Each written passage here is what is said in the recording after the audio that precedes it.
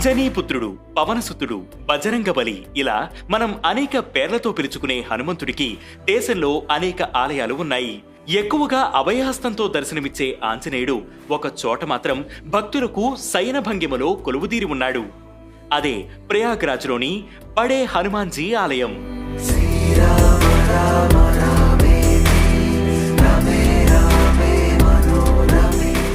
ప్రయాగ్రాజ్లోని త్రివేణి సంగమం సమీపంలో గంగా యమునల సమ్మేళనం వద్ద అలహాబాద్ కోటకు దగ్గరలో ఈ బడే హనుమాన్జీ ఆలయం ఉంది. ఇది ఒక ప్రసిద్ధ పవిత్ర స్థలంగా విరాజిల్లుతోంది. స్వామివారు శయనభంగిమలో ఉంటారు కాబట్టి ఈ ఆలయాన్ని లేటే హనుమాన్ మందిర్ అని కూడా పిలుస్తారు. ఇది ప్రపంచంలో ఎక్కడా కనిపించని అరుదైన రూపం. 20 అడుగుల ఎత్తైన విగ్రహం. దక్షిణ దిశకు కాళ్లు, ఉత్తర దిశకు తలతో ఉంటుంది. కుడి చేతిలో రాముడు, లక్ష్మణుడి చిత్రాలు, ఎడమ చేతిలో గరుడ ప్రతిమ ఉన్నాయి. హనుమంతుని పునర్జన్మపై ఆధారపడిన ఈ ఆలయానికి సంబంధించి ఒక పౌరాణిక కథ ఉంది.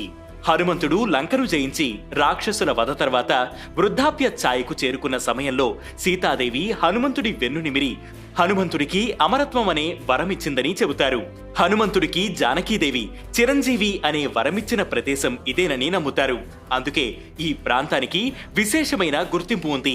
మరో కథనం ప్రకారం లంకా విజయం తర్వాత హనుమంతుడు యుద్ధంలో గాయాలతో అలసటతో బాధపడుతున్నాడు. సీతామాత ఆయనపై జాలి చూపి ఆయనకు సింధూరం రాసి ప్రయాగ్లో విశ్రాంతి తీసుకోమని ఆశీర్వదించింది. ఈ కారణంగా హనుమంతుడు ఇక్కడ శయనభంగిమలో ఉన్నాడని భావిస్తారు.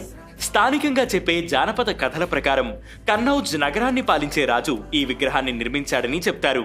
అతను సంతానం లేక ఆవేదన చెందుతుండగా అతని గురువు రామలక్ష్మణులను నాగపాము నుంచి రక్షించేందుకు పాతాళంలోకి వెళ్లిన హనుమంతుడి ప్రతిరూపాన్ని నిర్మించాలని చెప్పాడు.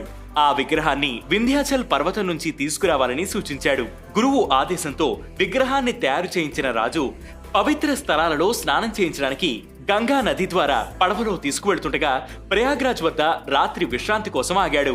ఆ రాత్రి పడవ బోల్తా పడి హనుమంతుడి విగ్రహం నదిలో మునిగిపోయింది. వ్యాపారి ఎంతో నిరాశతో తిరిగి ఇంటికి వెళ్లిపోయాడు. కొన్ని సంవత్సరాల తర్వాత గంగా నది నీటి స్థాయి తగ్గగా రామభక్తుడైన బాబా బలగిరిజీ మహారాజ్ అనే సాధువు ఇసుక తవ్వుతుండగా ఈ విగ్రహం బయటపడింది. ఆ విగ్రహం శయనభంగిమలో ఉండగా అలాగే ఉంచి పూజించడం ప్రారంభించాడు. క్రమంగా ఈ ప్రాంతం లేటే హనుమాన్ మందిర్గా ప్రసిద్ధి చెందింది.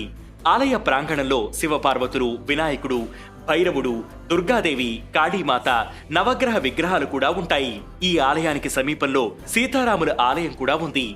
ఈ ఆలయానికి వచ్చే భక్తులు వ్రతం చేస్తే వారి కోరిన కోరికలన్నీ నెరవేరుతాయని నమ్ముతారు. అందుకే సంకటమోచన్ హనుమాన్ గా కూడా పిలుస్తారు.